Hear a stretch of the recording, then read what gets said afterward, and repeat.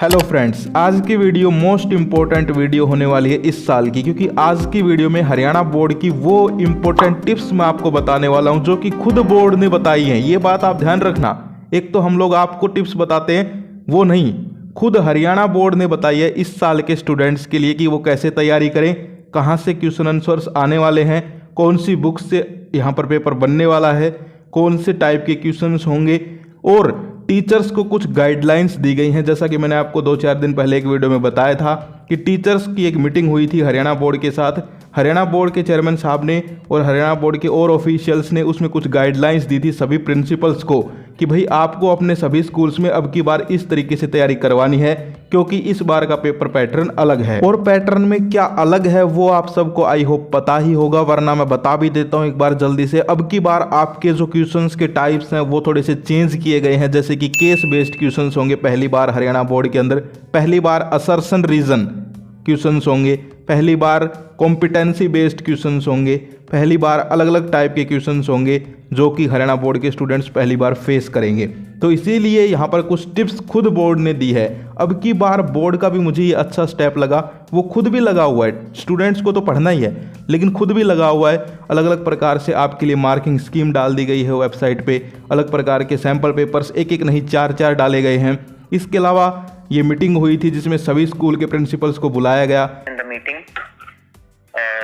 Respected principles and teachers जो हमारे state के डिफरेंट स्कूल से हमारे साथ जुड़े हुए हैं। I think all of you know why this meeting has been called up, यानी कि ऑनलाइन हुई थी, तो उसमें भी दिशा निर्देश दिए गए जो कि आज की वीडियो में डिस्कस करेंगे। तो हरियाणा बोर्ड खुद लगा हुआ है, तो तुम सोच सकते हो कि भाई अब की बार तुम्हें ज़बरदस्त तैयारी करनी पड़ेगी। तो यार आज की वीडियो को स्टार्ट करते हैं। पहले ही एक डिस्क्लेमर डाल देता हूं, नोट डाल देता हूं, जितनी भी बातें इस वीडियो में होंगी उन सब के प्रूफ आपको स्क्रीन पे दिखते रहेंगे। मैं ये नहीं कहूँगा कि देखो ये प्रूफ रहा, आप लोगों को जो मैं बात बोलता जाऊँगा उसका प्रूफ दिखता रहेगा। तो आप लोग स्क्रीन पे भी ध्यान रखें, लेकिन ज़्यादा ध्यान रखें मैं क्या बोल रहा हूँ। तो स्टार्ट करते हैं। तो गाइज अभी 2-4 दिन पहले हरियाणा बोर्ड की एक मीटिंग होती है जिसमें हरियाणा के जितने भी स्कूल्स हैं उनके प्रिंसिपल्स और उनके टीचर्स जुड़ते हैं। बात होती है how to improve board result 2024, यानी कि इस साल का रिजल्ट कैसे इम्प्रूव किया जाए। इसमें यहाँ पर एक वीडियो मैं पहले भी बना चुका हूँ, लेकिन बहुत लंबी मीटिंग थी तो एक वीडियो में पूरी वीडियो में यहाँ पर नहीं समझाया जाता, तो ये सेकंड वीडियो है।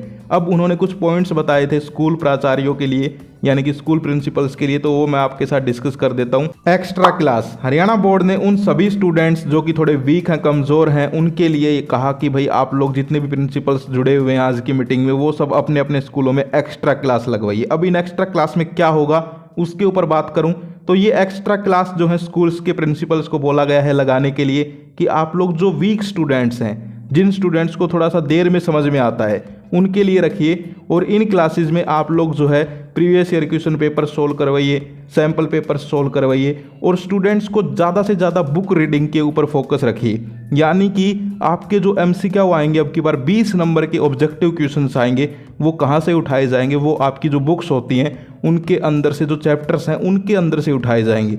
यानी कि अगर आपने कोई सैम्पल पेपर खरीद लिया है और उसमें बने बनाए 30-40 क्वेश्चन MCQ, तो उनसे ज़्यादा यहाँ पर क्वेश्चंस नहीं आएंगे। बुक की जो लाइन्स होती हैं वहाँ से क्वेश्चन उठा लिया जाएगा। जैसे कि बुक में एक लाइन है, फॉर एग्जाम्पल कुछ भी मान लेते हैं कि राधा जो है गाँव गई, गाँव का नाम दे रखा है, तो आपसे पूछ लिया जाएगा राधा कौन से गाँव गई। अब ये हो सकता है कि आपने पाठ पढ़ते टाइम ज़्यादा ध्यान ना दिया हो, लेकिन पूछा जा सकता है। तो ऐसे ही यहाँ पर आपकी जो बुक्स हैं उनके ऊपर ज़्यादा आपको फोकस करना है। और फर्स्ट पॉइंट यही था कि एक्स्ट्रा क्लास लगाइए और स्टूडेंट्स को जो है यहाँ पर अच्छे से तैयारी करवाइए। सेकंड पॉइंट है कि जो स्टूडेंट्स हैं उनको पिछले 3 सालों के प्रश्न पत्र हल करवाइए। यानी कि जितने भी यहाँ पर स्टूडेंट्स हैं हरियाणा बोर्ड के, उन सबको पिछले 3 साल के क्वेश्चन पेपर सोल्व करना ज़रूरी है। यहाँ पर हम भी आपको बताते थे कि भाई आप लोग 5 साल के कर सकते हैं, लेकिन अब बोर्ड ने 3 साल के बताए हैं, तो आप लोग बोर्ड की माने, क्योंकि बोर्ड ही आपका एग्ज़ाम लेगा।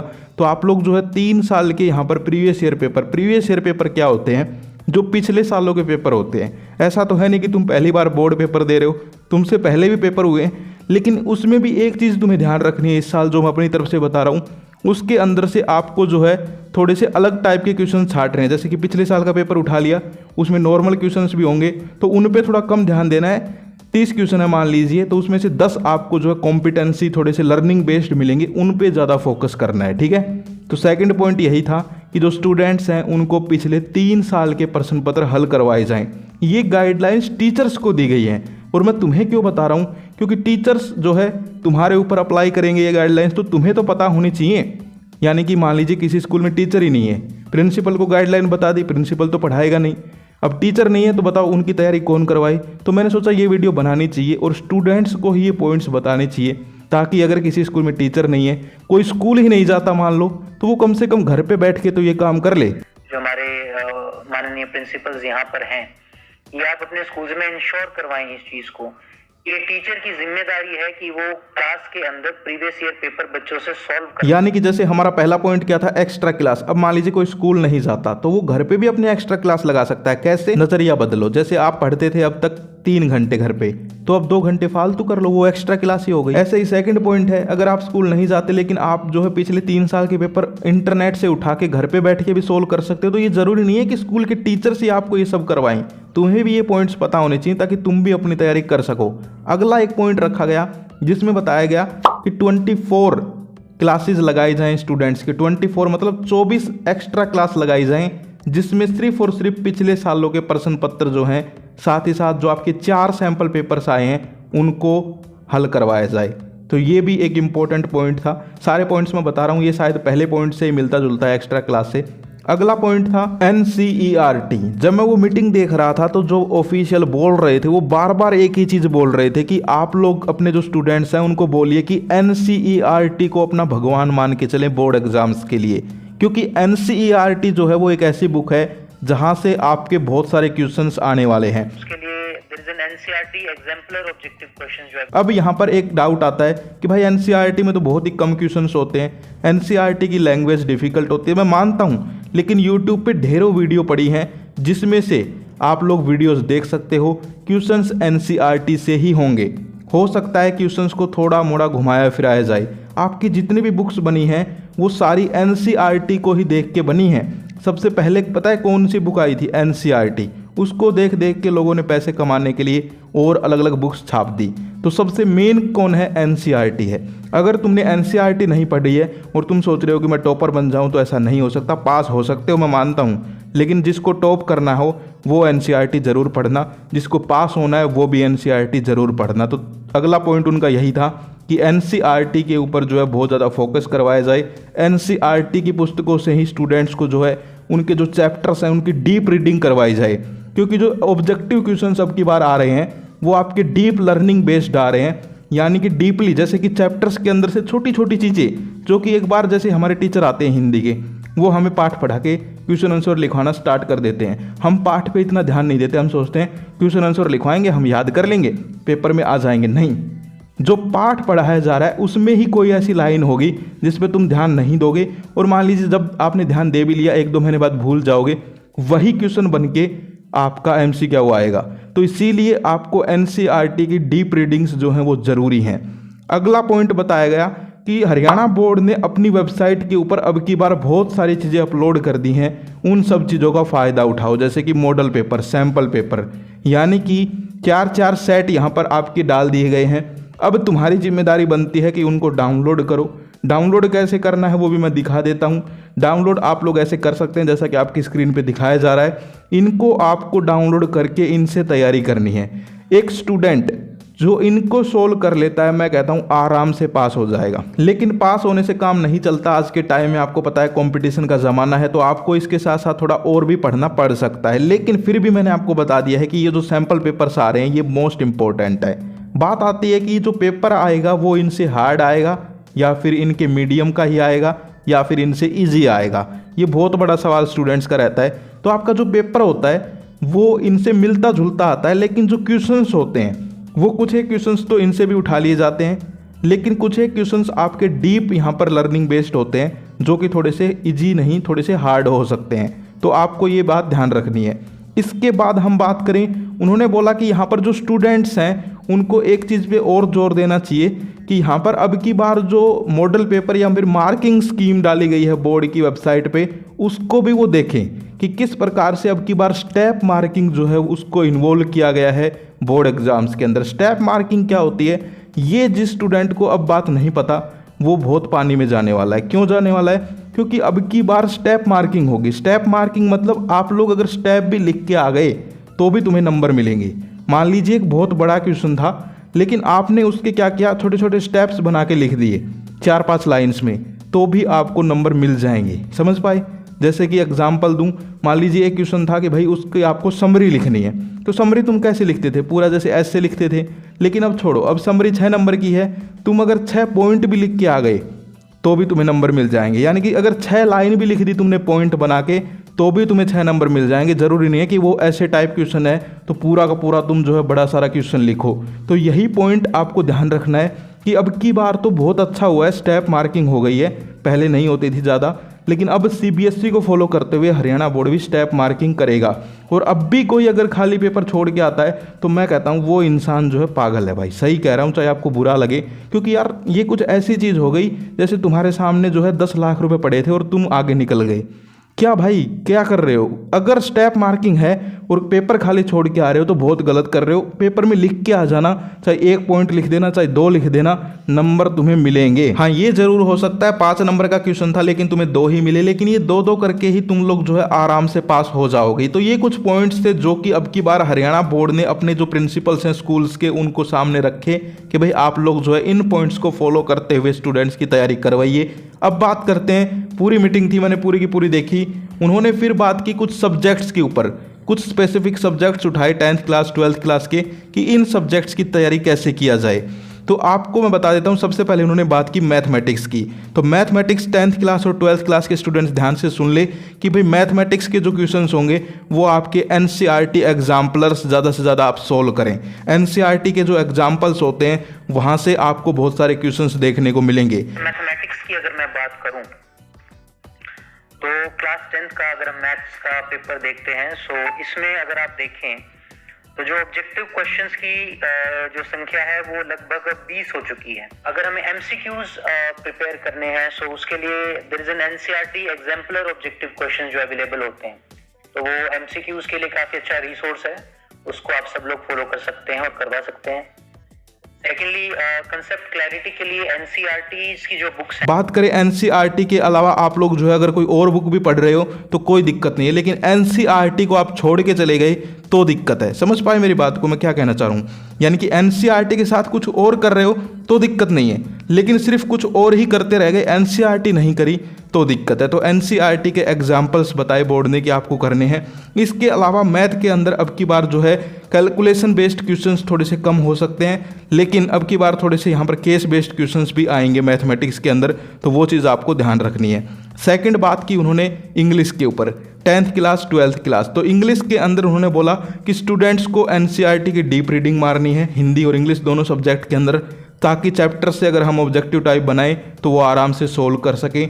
इसके अलावा एनसीईआरटी के क्वेश्चंस जो हैं यानी कि टेक्स्ट बुक के, वो भी आपको हिंदी और इंग्लिश में अच्छे से करने हैं। इसके अलावा आपको हिंदी इंग्लिश में जो एप्लीकेशंस हैं, एसेज हैं, उनके अंदर मार्किंग स्कीम होगी, तो आपको जो है स्टेप वाइज मार्किंग होगी। तो आपको ऐसा नहीं है कि आपने ऊपर ऊपर का एड्रेस लिख दिया, नीचे का कुछ नहीं लिखा तो नंबर नहीं मिलेंगे। नंबर मिल जाएंगे, लेकिन आपको मार्किंग स्कीम देख लेनी है। उसमें बताया गया है, मैंने देखा था कि अगर आपने मेन चीज़ नहीं लिखी लेटर में तो फिर तुम्हारे नंबर कट सकते हैं। समझ में नहीं आया होगा मुझे पता है, उसके ऊपर एक मुझे अलग से वीडियो बनानी पड़ेगी, तभी तुम्हें समझ में आएगा। बहुत जल्दी मैं बनाऊंगा इंग्लिश के ऊपर, ठीक है। इसके बाद उन्होंने बातचीत की साइंस सब्जेक्ट के ऊपर कि भाई बोर्ड क्या कहता है साइंस सब्जेक्ट की तैयारी करने को लेकर, और ये सारी चीज़ें बोर्ड ने कही, ये बात आप ध्यान रखिए। साथ साथ आपको छोटी छोटी क्लिप्स में प्रूफ भी देखने को मिल रहे होंगे। तो साइंस को लेकर उन्होंने क्लियर कर दिया है कि आपको जो है कॉन्सेप्चुअल क्वेश्चंस जो होते हैं, यानी कि आपके कॉन्सेप्ट्स क्लियर होने चाहिए, अगर सिंपल कहूँ, क्योंकि साइंस में जो क्वेश्चंस आएंगे वो कॉन्सेप्ट बेस्ड होंगे। यानी कि आपने जैसे कि फोटोसिंथेसिस पढ़ा, तो ऐसा नहीं है कि इस साल भी वैसा ही नॉर्मल क्वेश्चन आ जाए, व्हाट इज फोटोसिंथेसिस। अब की बार घुमा फिरा के आ सकता है कि फोटोसिंथेसिस में क्या क्या यूज होता है, फोटोसिंथेसिस से क्या उपयोग है, यानी कि क्या होता है। तो कहने का मतलब क्या है कि आपको जो है अब की बार थोड़ा सा कॉन्सेप्ट क्लियर होना चाहिए। ये नहीं है कि आप जो है रट के चले गए। समझ गए? ह्यूमन हार्ट है, अब तक क्या आता था कि define human heart, explain human heart. हो सकता है अब की बार पूछे तो क्वेश्चन वही ह्यूमन हार्ट का, लेकिन अंदर से कुछ चीज़ें निकालने की, ये वेन्स, आर्टरीज, इनको एक एक को एक्सप्लेन करो, ये करो वो करो। तो इस प्रकार से जो कॉन्सेप्चुअल क्वेश्चंस हैं उनके ऊपर साइंस में आपको फोकस करना पड़ेगा। इसके अलावा साइंस में भी आपको case based assertion reason type questions देखने को मिलेंगे। इसके अलावा बात की 12th क्लास की पॉलिटिकल साइंस की, और सब्जेक्ट्स 12th की बात नहीं की, एक फिजिक्स की बात की थी, एक पॉलिटिकल साइंस की बात की थी। ठीक है, मुझे लग रहा था कि सारे के सारे सब्जेक्ट्स के बारे में बताएंगे, जैसे केमिस्ट्री हो गया, इकोनॉमिक्स हो गया, और भी सब्जेक्ट्स होते हैं, लेकिन उन्होंने 12th में हिंदी, इंग्लिश, पॉलिटिकल साइंस और फिजिक्स इन सब्जेक्ट्स के ऊपर जोर दिया। तो अब मैं आपको बता देता हूँ पॉलिटिकल साइंस का उन्होंने बात की कि आपके जो है ऐसे क्वेश्चंस जो कि यहाँ पर आपको आने चाहिए, यानी कि आपने देखा होगा कुछ शो होते हैं। ठीक है, जैसे उन्होंने एक शो का भी एग्जांपल दिया था मीटिंग में कि यहाँ पर एक शो आता है, एबीपी न्यूज़ पे आता है प्रधानमंत्री जी के नाम से, उसमें आपको सारा पॉलिटिक्स के बारे में समझाया जाता है कि भाई पार्टीज़ क्या होती हैं, गठबंधन क्या होता है, समाज क्या होता है, पार्टियां कैसे काम करती हैं, लोकतंत्र कैसे काम करता है, पार्टियों के चुनाव कब होते हैं, चुनाव आयोग क्या होता है, ये सारी चीज़ें समझाई जाती हैं। तो उन्होंने बोला कि अगर कोई स्टूडेंट रोज़ वो शो भी देखे थोड़ी बहुत देर, तो भी उसकी पॉलिटिकल साइंस के छोटे क्वेश्चंस की तैयारी हो जाएगी। तो आप लोग जो है, मैं तो आपको ये नहीं कह रहा कि आप वो शो देखें ही देखें, मैं आपको बता रहा हूँ जो मीटिंग में बात हुई। हो सकता है आप लोगों ने टीवी देखना वगैरह बंद कर रखा हो एग्जाम टाइम में, तो कोई दिक्कत नहीं, आप लोग पढ़ सकते हैं, लेकिन उन्होंने एग्जाम्पल दिया था तो आप लोग उसको फॉलो भी कर सकते हैं। आपके टीचर्स भी आपको बता देंगे जो उस मीटिंग में गए होंगे। इसके बाद यहाँ पर बातचीत हुई फिजिक्स के ऊपर। फिजिक्स एक मेन सब्जेक्ट आता है, तो फिजिक्स का भी उन्होंने क्लियर कर दिया कि आपको जो है फॉर्मूलाज क्लियर होने चाहिए, सारे के सारे डेरिवेशंस जो हैं उनमें अगर आपको जो मेन फॉर्मेट है वो भी अगर आप लिख देते हो, जो बड़े बड़े डेरिवेशंस हैं उनमें मेन फॉर्मेट भी लिख देते हो कि क्या होना चाहिए इस डेरिवेशन में। मान लीजिए उसमें आपको 2 बार इंटीग्रल करना है, लेकिन आपको इंटीग्रेशन नहीं आ रहा, डिफरेंशिएशन नहीं आ रहा, तो अगर आप लिख भी देते हो थोड़ा बहुत भी, तो भी तुम्हें नंबर मिलेंगे। ये नहीं है कि पूरा का पूरा डेरिवेशन काट दिया। तो यही फ़ायदा है स्टेप मार्किंग का। इसके अलावा उन्होंने यहाँ पर और सब्जेक्ट्स के ऊपर ज़्यादा फोकस नहीं किया, लेकिन केमिस्ट्री वालों को मैं बता देता हूँ। केमिस्ट्री में क्या होता है, कुछ चीज़ें आपको रटनी पड़ेंगी, कुछ चीज़ें आपको समझनी पड़ेंगी। ऐसा नहीं कर सकते कि सारा का सारा रट लिया, ये भी गलत है, और ऐसा भी नहीं कर सकते कि A to Z ही चीज़ें समझ में आएंगी। कुछ चीज़ें हमें रटनी भी पड़ती है, जैसे कि सबसे पहले तो आप अगर 12th केमिस्ट्री के स्टूडेंट हो, पीरियोडिक टेबल तुम्हें याद होनी चाहिए। अब इसमें भी बहुत सारे स्टूडेंट्स को दिक्कत आती है कि भाई वो याद नहीं होती। तो देखो, मैं जब 12th में था तब तो मुझे कंप्लीट याद थी, मैं झूठ नहीं बोलूँगा, लेकिन अब तो मैं भी थोड़ा भूल रहा हूँ पीछे का F ब्लॉक, लेकिन फिर भी आपको जो है याद कर लेना है। कम से कम 30-40 एलिमेंट्स तो आपको याद होने चाहिए। ठीक है, क्योंकि स्टार्टिंग के जो एलिमेंट्स होते हैं वही ज़्यादा पूछे जाते हैं, तो वो आपको सारे के सारे पता होने चाहिए। उनका atomic number, mass number, electronic configuration. इसके अलावा जो यहाँ पर ये चीज़ तो होगी रटने की।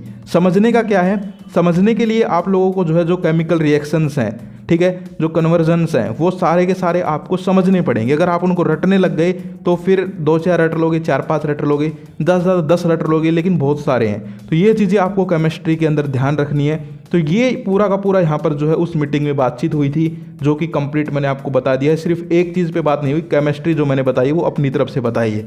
सच बोलूँगा, सच के अलावा कुछ नहीं बोलूँगा। लेकिन और जो सारी चीज़ें मैंने आपको बताई हैं जिन भी सब्जेक्ट्स के ऊपर, वो सारी की सारी आप लोग जो वो मीटिंग भी देख सकते हो अगर देखना चाहो तो। सारी की सारी बातें मीटिंग में हुई है।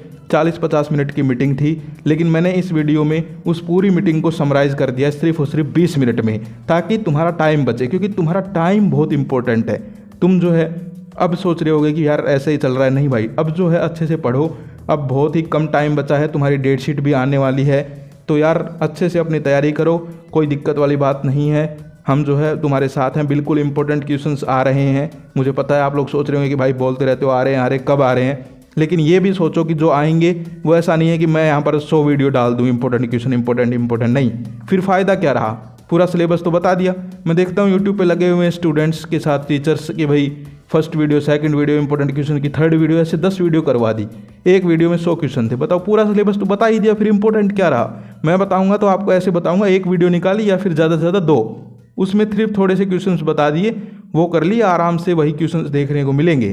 तो आपको टेंशन नहीं लेनी है, आप लोग अच्छे से अपनी तैयारी कीजिए, कोई दिक्कत वाली बात है नहीं।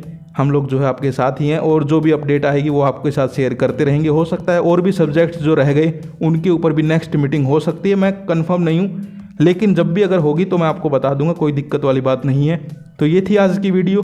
अब इन पॉइंट्स को एक बार जल्दी से समराइज करता हूँ। फर्स्ट पॉइंट था कि आपकी एक्स्ट्रा क्लास, तो वो आप लोग अगर स्कूल में जा रहे हो तो टीचर्स लगा ही देंगे, वरना घर पे बैठ के पढ़ते हो तो घर पे खुद लगा सकते हो, 2 घंटे फालतू कर लीजिए। सेकंड, आपको जो है ये जो 3 साल के पेपर्स हैं इनको सोल्व करना है। 5 या 6 साल के ऊपर मत जाइए ज़्यादा, बोर्ड ने बोला है 3 साल बहुत हैं, ठीक है। तो यही तो होती है, और क्या होती है कि भाई बोर्ड जो है वो आपको बता रहा है इस साल कि भाई आप लोग जो है 4-5 साल 10 साल के पेपर्स मत करिए, सिर्फ और सिर्फ 3 साल के कर लीजिए, बहुत है। इसके अलावा जो आपके 4 सेट पेपर्स आ रहे हैं वेबसाइट के ऊपर, उनको सोल्व कर लीजिए। इसके अलावा NCERT की रीडिंग लगा लीजिए। इसके अलावा सभी सब्जेक्ट्स का मैंने आपको बता ही दिया, वो आप लोग वीडियो को फिर से बैक करके देख सकते हैं कि कौन से सब्जेक्ट में बोर्ड ने कहाँ से तैयारी करने के लिए बोला है। तो आई होप अगर आप ये वीडियो कंप्लीट यहाँ तक देख रहे हैं, जो ये वीडियो यहाँ तक देख रहा है, जो मैं बोल रहा हूँ, वो स्टूडेंट लिख ले कि वो पास है आराम से। हो सकता है टॉपर भी बन जाए, अच्छे नंबर आ जाएं, लेकिन पास तो वो होगा 100%, क्योंकि पता चल जाता है कौन पढ़ने वाला है कौन नहीं है। अब जो वीडियो को छोड़ के पहले ही भग गए, उनको ये फ़ायदा नहीं मिलने वाला, लेकिन तुम्हें मिल रहा है। तुम्हें एक सीक्रेट टिप और बता रहा हूँ कि यहाँ पर अब की बार जो क्वेश्चंस होंगे वो आपके कहीं ना कहीं जो है आपको या तो आपके प्री बोर्ड्स में देखने को मिल जाएंगे, यानी कि टीचर्स आपको बता देते हैं कि भाई ये चीज़ें इंपॉर्टेंट हैं। तो आप जितने भी आपके प्री बोर्ड हुए हैं, क्लास में टेस्ट हुए हैं, उन चीज़ों को ज़रूर करें, क्योंकि टीचर्स ही तो आपका पेपर बनाते हैं। क्यों टेंशन ले रहे हो? हाँ, ये हो सकता है कि भाई जितने भी स्कूल हैं सबके टीचर्स तो पेपर नहीं बनाते, बोर्ड ही बुलाता है, लेकिन फिर भी टीचर्स जो है आपस में मीटिंग होती है, कुछ और होता है, तो बातचीत तो करते ही हैं कम से कम। तो आप लोग जो टीचर्स हैं आपके, उनको गुरु मान के उनके द्वारा जो बताए गए क्वेश्चंस हैं उनको करिए। जो क्लास टेस्ट हुआ, प्री बोर्ड हुआ, या फिर जो सैम्पल पेपर्स आ गए, ये भी चीज़ें अगर तुम कर लेते हो तो अब की बार आराम से पास हो जाओगे। तो आपको टेंशन बिल्कुल नहीं लेनी है। यहाँ तक वीडियो देखी, कॉन्ग्रेचुलेशंस, आपके बहुत अच्छे नंबर आने वाले हैं। आज की वीडियो में इतना ही, फिर मिलते हैं। जय हिंद, जय भारत।